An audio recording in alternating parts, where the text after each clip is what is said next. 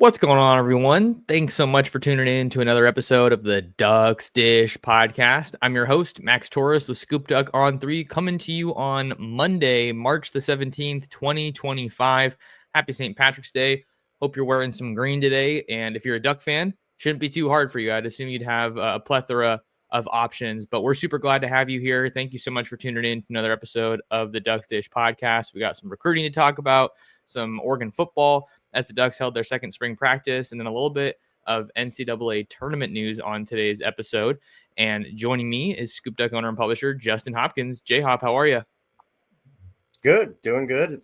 It's Monday, and like we always say, I mean, there's plenty to talk about right now: recruiting, basketball, pro day, all kinds of things going on in the Oregon sports world. Yeah, we love it when there's something to talk about, and there's a lot to talk about. We've been covering you guys, making sure you guys are covered on all things recruiting and football over there on ScoopDuck on 3. I've been hitting up a bunch of these guys that visited this weekend. So if you're looking for the latest in Oregon recruiting, we know that we are the place to be. So head on over to scoopduck.com and try us out. We got a promo right now. Get a 1 week of access for just $1. And while you're at it, sign up for the ScoopDuck newsletter. Get all the news in one place, straight to your inbox, and it is free. So Justin, let's hop into a little bit of hoops talk here as the Ducks and Dana Altman draw the number 5 seed in the upcoming NCAA tournament. This, of course, comes off of a loss to Michigan State in the Big Ten tournament. So what are your thoughts on kind of where the Ducks are at right now heading into March Madness? Yeah, I mean, it would have been nice for them to make a little more of a run in the Big Ten tournament, but Michigan State's really good, and so I don't I'm not mad because Oregon was on the 8-game win streak, and to me, I actually might have been a little more concerned, had they not lost heading into the tournament because the NCAA tournament, because as you know, you can't afford to lose in the NCAA tournament, or you're done. So. I think it's kind of a good thing for them to get that monkey off their back, get the loss, be able to kind of say, hey, look, we had an 8-1 run. We did really well. Let's focus on, why we lost, what we did wrong there, and make those improvements. So Nate Biddle's playing exceptional basketball right now on both ends of the floor. I think Oregon's going to have to lean heavy on him. And he's a really bad matchup for Liberty specifically because they just don't have a ton of length. So, Nate should eat, as the kids would like to say.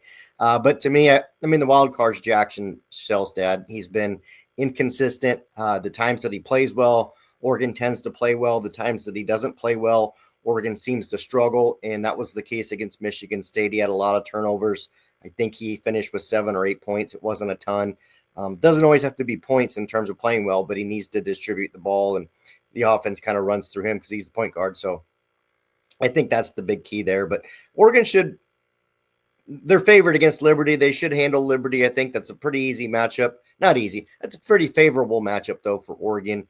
And then, I looked real quick because I did my bracket. 2 things on that. First off, if you're a ScoopDuck subscriber, if you're a ScoopDuck member, I started a bracket. I'll pay $100 to the winner. Okay. There's no cost to enter. It's free to enter. I'll give the winner of the bracket $100. So if you're a ScoopDuck member, you need to be a ScoopDuck member. Take advantage of the $1 promo, sign into the bracket. If you win, you're getting $100 from me, free and clear. And second thing, when I filled out my bracket, I looked and saw that should Oregon win and should Arizona win, they would face each other in round 2, and just kind of makes for an interesting, old Pac-12 matchup, if you will, in the tournament. Yeah, Oregon and Arizona have had some awesome matchups over the years. And one of my buddies went to Arizona, so I feel like I got a little bit more of a reason to follow them than some other teams here. And I like your point about kind of good. You don't want to see Oregon lose, obviously, but nice to kind of get that out of the way, if you will. And the Ducks still have, I think, some pretty good momentum going into March Madness. They had the win streak before the loss to Michigan State. And it feels like Dana Altman has his team coming around at the right time. And this year has felt like a much more consistent product that we're getting, from game to game than in years past. And I think that's got to be a welcome sight for Oregon fans. Yeah, I agree. And, I think also look at Dana's body of work. What he does in March is it's wash, rinse, repeat. He does it every year. So hopefully he's got that same magic. Definitely had the team playing well. The Michigan State loss didn't really deter me much. The only problem is when Oregon loses like that, the sad part is it's typically not because they are outmatched talent wise. It's because they just play bad fundamental basketball, don't clean up the boards, rebounding, the defense lacks, and they turn the ball over on offense. Those are the things that plague them against Michigan State and plagues them against some of those other losses that they've had. So hopefully Oregon can clean that up for 3 or 4 games and make that run. Snackson says hi, by the way. There you go. I feel bad because I lock Murphy out of the office here when I do the podcast, but she's still a little kitten, so she'll scratch up something or hop on me on this chair. She loves hopping on the chair, so it's just a little chaotic element that I try to avoid if I can keep myself nice and focused here on the podcast. But that'll do for some hoops on today's episode. So make sure you guys tune in on Friday night. I think it's just around 7:00 p.m. Out on the West Coast Pacific time, Oregon versus Liberty. And before we get into some recruiting, because it was a huge recruiting weekend, Justin, so we got a lot to talk about there. The Ducks are set to hold their annual pro day on Tuesday morning in Eugene. It's just kind of the last chance for a lot of these guys to put their best foot forward. For some of the guys that didn't get invited to the NFL Combine, chance for them to show scouts what they're made of and just try to build off of a pretty solid body of work for a majority of these guys coming off of a 13-1 2024 season. Yeah, the pro day, it's going to be a nice thing for Dillon Gabriel, I think, because, you get to throw to the receivers that that you have chemistry with, that you have a rapport with. Obviously, one of those receivers will be Terrence Ferguson, who is a tight end, yes, but kind of was one of those guys that raised his stock, in the NFL Combine a few weeks ago. And, the questions are going to be about Tez Johnson, right? Weighed in at a really light weight. His 40 was terrible, but his cone drill was fantastic. So, I think folks flip on the tape there of Tez and realize that whatever 40 time he turned in probably isn't fairly indicative of his speed. There are exceptions to you not just have to be a 40-yard dash guy to be elite. So, I'm looking forward to it. I think, I don't know that there's much else Derek Harmon or Josh Connerly can do. And really a pro day is not necessarily great for linemen. You're just kind of letting these guys take a look at you and see what you look like in person once again, if they missed it. But otherwise, yeah, I think it's a big day for Dillon Gabriel and maybe Jabbar Muhammad a little bit too. And a couple guys that didn't get that invite to Indianapolis that have an opportunity to showcase their talents. You got Marcus Harper, Brandon Johnson, Justin Jacobs, Tyshim Johnson. So I think it's a big day for those guys as well. And Kobe Savage is another one. I think that there was obviously a lot of discussion, or honestly, I think I can say just an expectation that he'd be back for another year with the Ducks, but kind of at the 11th hour that one flipped and he decided that he was wrapped up with his college career and wanted to try his talents at the NFL level. So it'll be interesting to see what kind of job those guys can do. If it's, I don't know. I don't know. It depends how much weight these scouts and these teams, these GMs put into a single pro day. But fortunately, I think a lot of those guys that didn't get the invite to the combine, you'll get to actually have some numbers to show your athleticism. And then you can combine that with some good tape. Yeah, no, you're right. That's a great point. Those guys getting an opportunity to basically land on the radar somewhere, right? I mean, these are probably guys that maybe, hey, we'll look at them and kind of maybe consider a flyer or evaluate them more later on. And if you're Justin Jacobs or Tyshim Johnson or Kobe Savage, you're probably not going to go from not being invited to the combine to suddenly being a first round guy. But potentially you start looking at these options, and you might end up as a probably not a 4th round guy, but maybe a 5th round guy, 6th round guy. Get on a team, see what you can do there. I think Kobe Savage definitely is a guy that has a spot in the NFL somewhere. And again, I'm not touting him as a first rounder, but I think he could play in the right system. And Justin Jacobs, I mean, he's a guy that transferred to Oregon, and we all thought he was going to work his way back into an early round kind of guy. And just, it seems like his body hasn't allowed him to. It just feels like he hasn't been the same player since his injury. So, but again, maybe if he's feeling better and those things are behind him, he could be a guy that, ups his NFL draft stock as well. The Ducks are looking to break a program record of 8 draft selections in 1 year.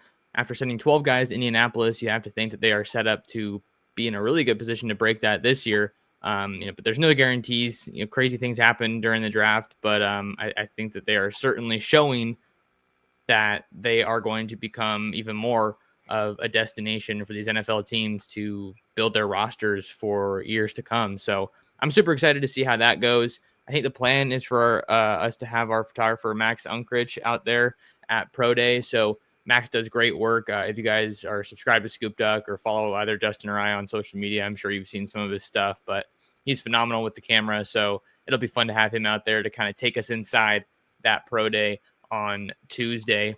Justin, we got some big recruiting stuff to talk about. It was a huge week/weekend. Most of it was really, I think, on Thursday and Friday that Oregon kind of did some of their heavy lifting with a lot of these targets. But they did have some guys that stayed through the weekend, and I wanted to talk about some of them on today's episode. So let's just start off with a 5-star and a number 1 in Tyler Atkinson out of Grayson High School in the Peach State, that is Georgia. I always try to find the state nicknames when I'm writing up these stories. So that's one that I know pretty well, the Peach State. Yeah. You got him on tape here. I mean, the dude is just an absolute beast. I mean, he's a force over the middle. And this was his first trip out to Oregon, Justin. So he was supposed to come out in January for a visit, but he got the flu. So that trip ultimately fell through. That's a rhyme there.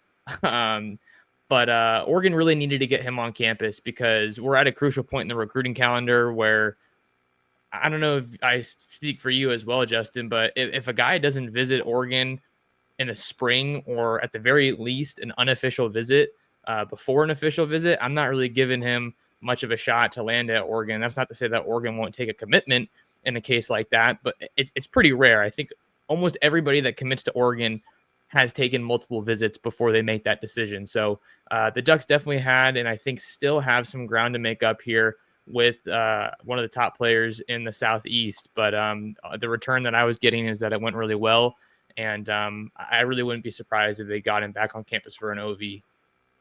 Yeah, I mean, you basically have no shot if you don't get a guy like this on campus. And Oregon's, kind of already behind the 8 ball, if we're being honest, in terms of recruiting. Doesn't mean they can't make it up, because they certainly can. All signs pointed to a very positive visit here. But let's be realistic. He's been at Georgia quite a few times. It's right in his backyard. It's just like a SoCal kid walking onto campus at USC. They can do it on a Saturday on a whim. And they're going to be really tough to beat. I mean, Kirby Smart doesn't lose, many of guys like this at linebacker, at defensive line. And, this guy's right in his backyard. So, again, I'm going to be like you and probably say, hey, the visit went great. I don't think Oregon could have done anything better. It's still going to be a tough pull. And like you said, you got to get him back on campus again. And you probably need him at least a couple times. If you don't get him back for an official visit, obviously we can already write that one off, at that point, I believe. But yeah, I just keep, I say this all the time, and I like to say it, you keep chopping wood. If you're Dan Lanning, you keep chopping wood. It didn't work out in January. You got him out in early March. Maybe you can get him back for the spring game. Maybe you can, lock in an official visit at that time. But you're going to have to get this kid on campus and really honestly close the gap with Georgia and probably Clemson and some others. Yeah, Oregon's battling Georgia, Clemson. I think Ohio State's worth a mention in this recruitment as well. I mean, they're always in on the top talent anywhere in the country, but great for Oregon to get him on campus. This was a pretty extensive visit. I think it was definitely like 3 or 4 days, Justin. So to be able to get him out for a long period of time, I think it's great. The staff's definitely trying to lean into some of the flexibility that they get with the spring break overlapping with a lot of these visits for some of these recruits.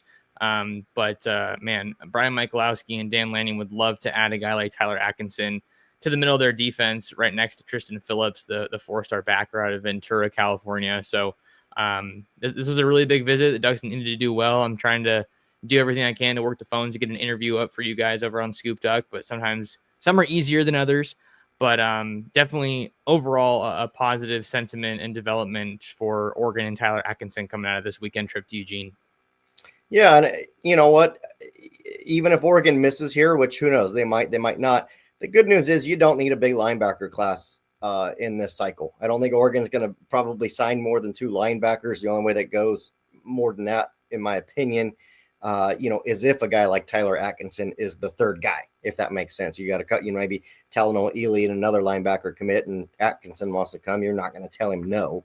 But, the case is the point is, Oregon's going to be fine either way. I think, we both agree that Talanoa Ely, who we might be talking about, or I just segued us into, was also on campus this weekend. And that's a guy that Oregon would very much like to close on. So I think overall at linebacker, they're in good shape. And like I said, you just keep chopping wood at a guy like Atkinson and kind of cross your fingers.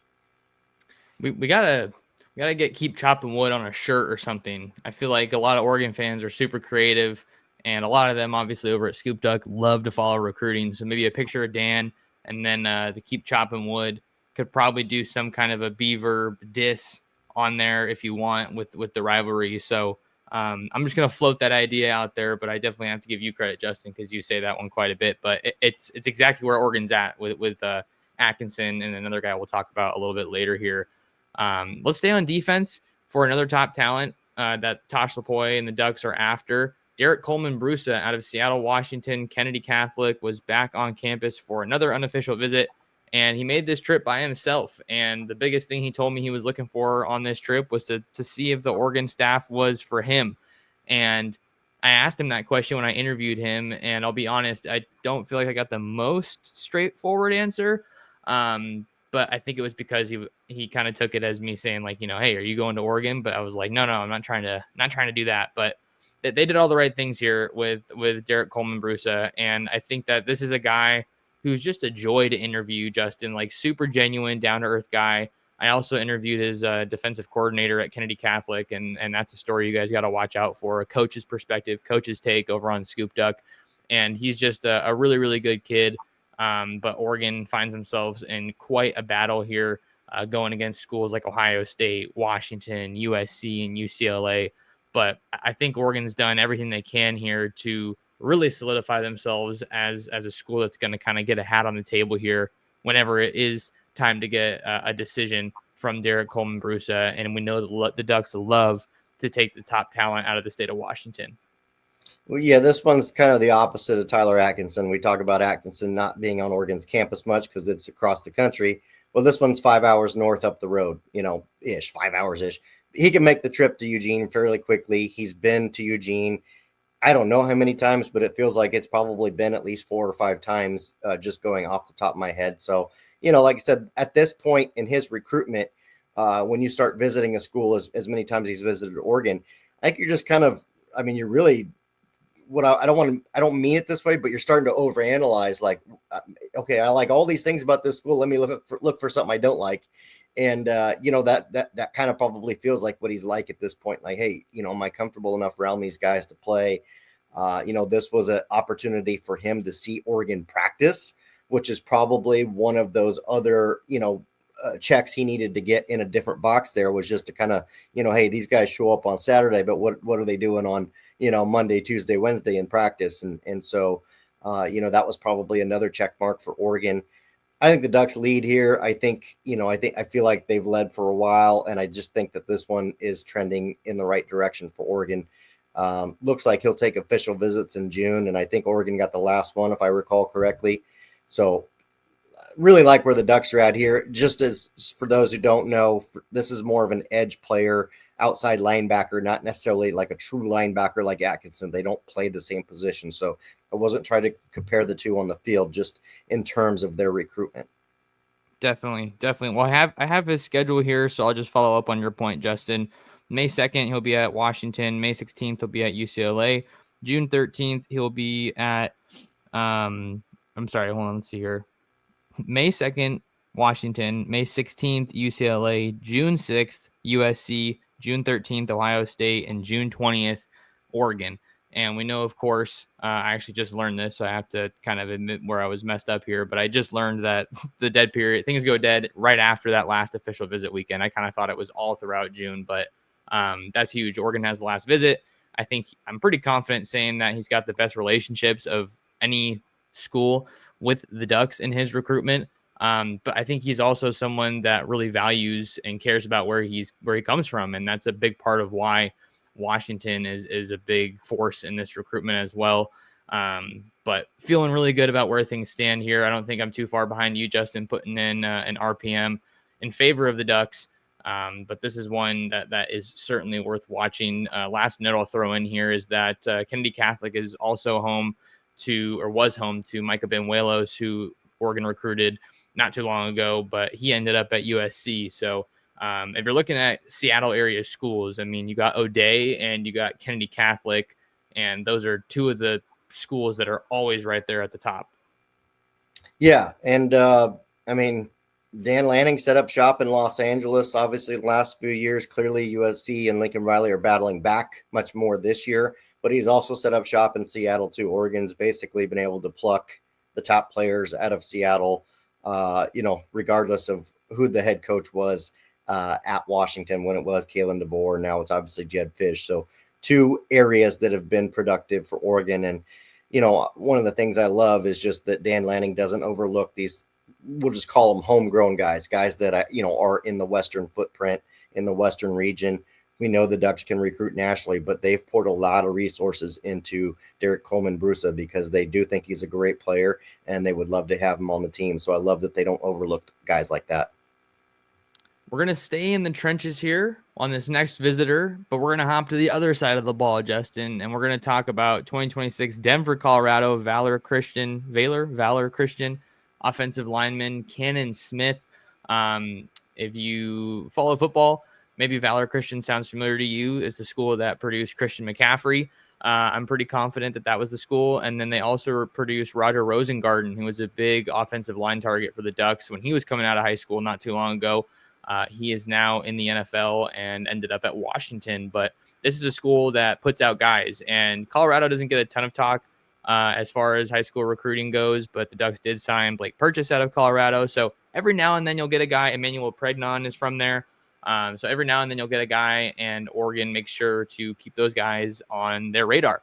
But Cannon Smith took his first trip out to Oregon this weekend, and this is a guy that is quickly moving up the priority list, up the big board for Alik Terry, Ryan Walk, Dallas Warmack, and the rest of the law firm in this 2026 class because, Justin, we talked about it on ScoopDuck, Grant Wise chose Clemson, and I really thought that was kind of Oregon's top center target in this 26 class.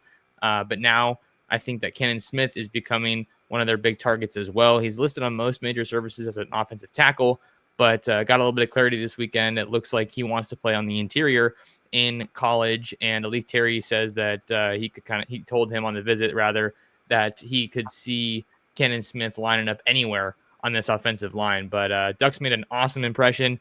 Full update over there on ScoopDuck to get your quotes, but really liking where the Ducks stand here. Yeah, his position versatility really adds a lot of value here because, you want your prototypical, NFL looking tackles. If you can get them and sign them, those are great. But a guy like Cannon Smith that, injuries come up or whatever the case might be, you can say, hey, look, you can go play center for us for a series or a quarter or a game, or you can even pop out and play tackle for us for a series, a quarter, a game, whatever the case might be. So, we know day in and day out, you like to have your guys kind of, playing one spot and sticking there. But there is a lot of value having a guy like this on the offensive line that can really plug and play and help in key moments. Because at the end of the day, you are looking at measurables and doing things, and guys got to know which assignments they're doing. But at the end of the day, if he's a good blocker, you'll figure out a way to get him out there on the field and find a spot for him. So really like that. Really like the update you got, and just the way, we've been able to cover his recruitment. And like you said, Oregon's not going to get them all. They obviously invested some time and resources into Grant Wise. He picked Clemson, much closer to home, being from the state of Florida. And now they've quickly, I think, moved on with Cannon Smith in a very serious manner to try and fill out that interior of their offensive line. Looks like we got Penn State and Alabama also pretty involved in this recruitment with Cannon Smith. Looks like he's going to be getting out to Ohio State, Penn State that I just talked about, Stanford, and USC and UCLA on the trail here. So he's set for a pretty busy rest of the spring here, Justin. But I think Oregon did exactly what they needed to do. the overwhelming sentiment coming out of that visit with Smith was that he was going to be back on campus for an official visit before he makes his decision. Doesn't know a date just yet, but I think it was clear after talking to him that the Ducks moved the needle here on this trip. Yeah, that's all you're looking for. Establish that relationship and, really let him know where he's at on your board and get yourself in the game so that, in April or May or June for official visits, you can get him back on campus and really try to lock in. And like you said, this is a guy that's probably not being talked about enough nationally. But you look at his offer list and you look at the schools in play, and this is a guy that can play football. I mean, you're talking about Ohio State, Penn State, USC, and all the others. So don't let the ranking or no ranking fool you. This is clearly a guy that has garnered really good national attention. I got one more guy I definitely think we have to talk about, Justin, then we'll see where things are at timing wise. But I feel like he's one of the most talked about recruits in Oregon's 2026 class. And anytime I post about him or someone else posts about him, it's guaranteed to spark a discussion and ruffle some feathers. If you haven't guessed it yet, it's Chris Henry Jr. He's committed to Ohio State, yet he keeps showing up at Oregon. He was there for the junior day, and I think that was back in January. And then he made the trip back this weekend, I think probably to meet Ross Douglas, the new wide receivers coach at Oregon. So I was talking with Josh Newberg on the Inside Scoop yesterday, and he was asking me, are the flip talks intensifying, or the flip efforts intensifying? I said no. I thought they were kind of staying steady as she goes, but I guess optically it certainly seems like they are heating up. And then an interesting development also on this weekend, not visitor related, but his teammate Caden Dixon-Wyatt told Steve Wiltfong that Oregon is his leader, another modern day wide receiver. So things are certainly heating up at wide receiver here in the 2026 class. And that's not even mentioning, I'm going to mention it now, that the Ducks got a on 3 RPM prediction from Steve Wiltfong to land Jalen Lott, the 2026 wide receiver out of Texas that was on campus this weekend. So that was a lot that I just had to get out. Justin, take it wherever you want to go. No, it was a good kind of picture of the state of the, wide receiver room in recruiting. And, I think the only other one that you didn't mention that needs to be mentioned is Messiah Hampton, that Oregon's obviously recruiting. And he was, Ross Douglas's first offer once he got to Oregon. So I think you painted a good picture of wide receiver recruiting and who Oregon's looking at. I think that's a room that, given what they've signed the last couple of years, and the fact that Gatlin Baird comes in after this season is complete, if you're Oregon, you're probably looking to sign 2 guys. You're very easily could end up with 3 guys, kind of depending on how it shakes out. I mean, Chris Henry is a must take no matter who else you get. I think Messiah Hampton might be right up there with him. Jalen Lott, you got the prediction to Oregon. I think Dixon-Wyatt, trending to Oregon, obviously saying the Ducks are his leader. All those things are really well. And when it comes to Chris Henry Jr., I'm gonna sound like a broken record, and we know what Oregon needs to keep doing on this one. You just got to keep chopping wood, right? There's absolutely no need on March 17th to make him flip or push for him to flip from Ohio State. It's still going to be a tough flip. I mean, I'm not ready to say, hey, yeah, Oregon's on flip watch here. It's going down.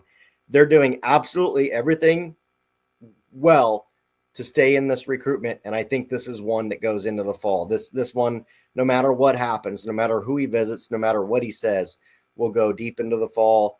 Obviously his junior season was cut short with the injury. I think you're going to look for him to kind of bounce back and with his play on the field later this fall at Mater Dei. And Oregon's going to be there step for step. Just keep chopping wood. Like you said, if Ross Douglas has yet to meet him in person. So this was step one, right? This was step one. Get him on campus, shake his hand, introduce yourself, let him see you coach a little bit.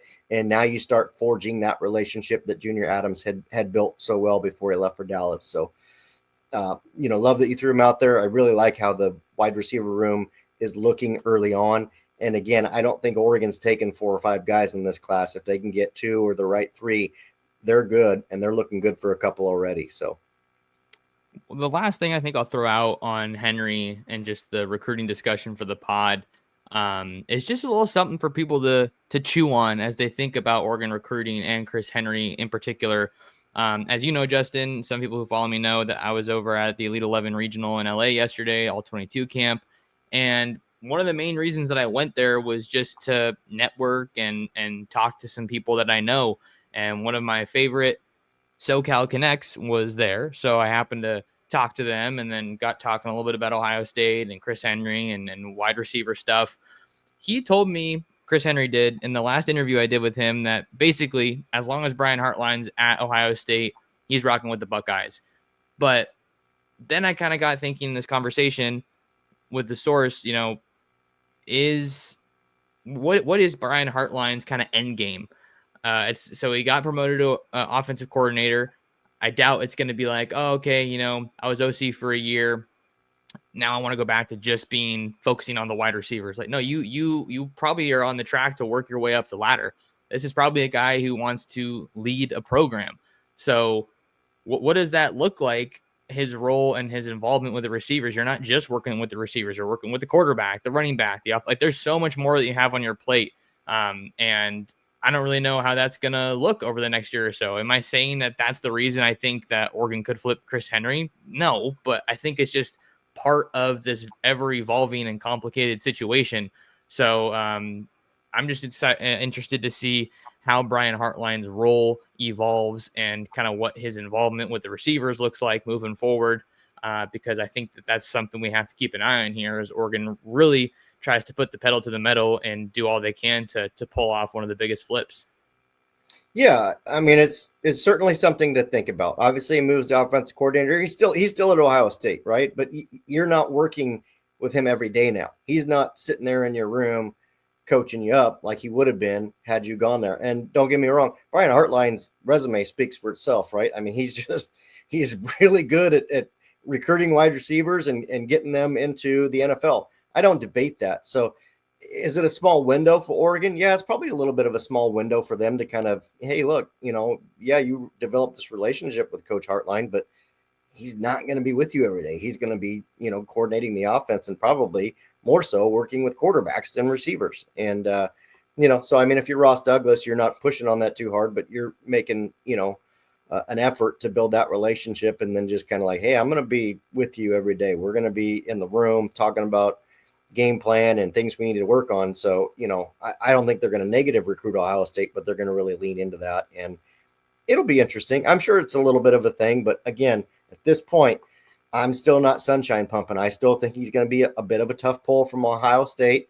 And I, if I'm Oregon, I'm okay with that. I'm just sitting here, as long as we can keep getting him on campus and he doesn't shut everything down completely, I'm happy with that. We can keep working on that. Much like you said with Tyler Atkinson, if Chris Henry commits, I wouldn't be surprised if he's the last wide receiver to hop in the fold here in 2026. I mean, he's a national recruit, premium position, probably going to take a lot more trips, but it does seem like the group right now is Oregon, USC, Miami, and Ohio State. I'm not really taking Miami seriously. We know that USC has figured some things out and obviously has distance on their side here. So I still put them a little bit behind Oregon in that recruitment, but I think that they're worth watching as well here. So Chris Henry Jr. is going to have a spot at Oregon as long as he wants it, but the Ducks are going to do all they can to stay in the mix there. I definitely agree with the overwhelming sentiment that Caden Dixon-Wyatt is the more realistic of the two modern day receivers right now. But that's about all I had, Justin. Anything else you wanted to add before we get out of here? No, I mean, we could talk about Jared Curtis, but we talk about him often. Everybody knows where things are at. He visited Georgia after his Oregon visit. Certainly a battle, Georgia and Oregon. And it sounds like now that the Curtis family, the camp, is going into decision mode. I don't think that means we get anything this week. I'm not even sure that means we get anything next week, but probably will be pretty quiet on that front moving forward as the family sits down and goes over the pros and cons of each program and tries to work towards a decision. So, there's no doubt that Georgia did exactly what they needed to do this weekend to show them a good time and get him on campus. And I feel really good about Oregon being in the mix there. That one's going to be, and I bring it up because we just got done talking about Chris Henry Jr. Well, what would be a feather in the cap for Oregon is, oh, hey, you want to come catch passes from our 5-star quarterback, while you're at Oregon. And so, Jared Curtis is the type of commitment potentially that can impact a lot of the other guys you're recruiting specifically on offense if you're Oregon. So feels like things could be coming together a little bit there, at least as we, get closer to April. Yeah, I'm right there with you. I feel good about where Oregon stands for everything you just said, everything we've been able to gather as far as the trip going really well, but when doesn't a trip go well? I think the other thing too for me is just how often do we see a recommitment to a school that you decommitted from? It just doesn't happen that often in today's age of recruiting. I'm not saying it can't happen or it won't happen, and that won't be the primary reason that, you know, an Oregon prediction comes in for Jared Curtis, but I think it's definitely worth mentioning here. So that'll be a big one that we continue to follow over there on ScoopDuck. Come check us out. 1 week for $1. Try out the newsletter. Get the On3 app. All your Oregon news and our community, our message board right there at your fingertips. I'm out of fluids here, so I think I got to wrap it up. But you guys know where to find Justin at JHopkinsSD. Find me at Torres Sports, and we'll see you in the next episode of the Ducks Dish podcast.